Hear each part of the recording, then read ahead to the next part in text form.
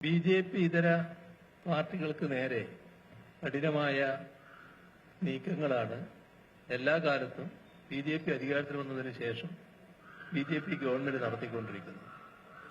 അതിനേറ്റവും വൃത്തികെട്ട രൂപത്തിൽ ഉപയോഗിച്ചതാണ് ഇ.ഡി. ഇത് പലർക്കു നേരെയും ഉപയോഗിച്ചിട്ടുണ്ട്. പക്ഷേ കോൺഗ്രസ് നേതൃത്വം സ്വീകരിക്കുന്ന നിലപാട് അവരെ കാര്യത്തിൽ വരുമ്പോൾ മാത്രം അവര് അതിനെതിരെ പ്രതികരിക്കും. മറ്റുള്ളവരുടെ കാര്യത്തിലാകുമ്പോൾ ഏറ്റവും വലിയ ഉദാഹരണം കെജ്രിവാളിന്റെ തന്നെയാണ്. എന്താണ് അദ്ദേഹത്തെ അറസ്റ്റ് ചെയ്യാത്തത്? എന്തുകൊണ്ടാണ് കേസെടുക്കാത്തത്? പിന്നെ ആ കേസെടുത്തപ്പോ പടക്കം പൊട്ടിക്കല്, ഇതൊക്കെ നടത്തിയതാണ് ആ പാർട്ടി.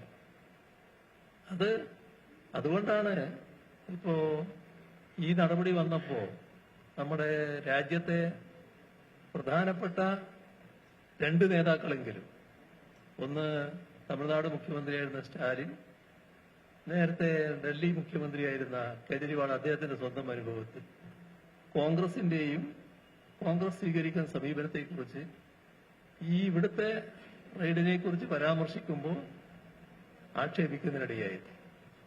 പക്ഷെ ഇതെല്ലാം കണ്ടിട്ടും കോൺഗ്രസിന് വലിയ മാറ്റമൊന്നും വരുന്നില്ല എന്നുള്ളതാണ്.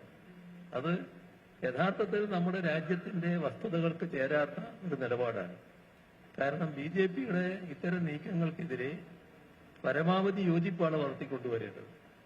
അതിന് അങ്ങേയറ്റം സങ്കുചിതമായ നിലപാടാണ് കോൺഗ്രസ് നേതൃത്വം സ്വീകരിച്ചു പോകുന്നത്.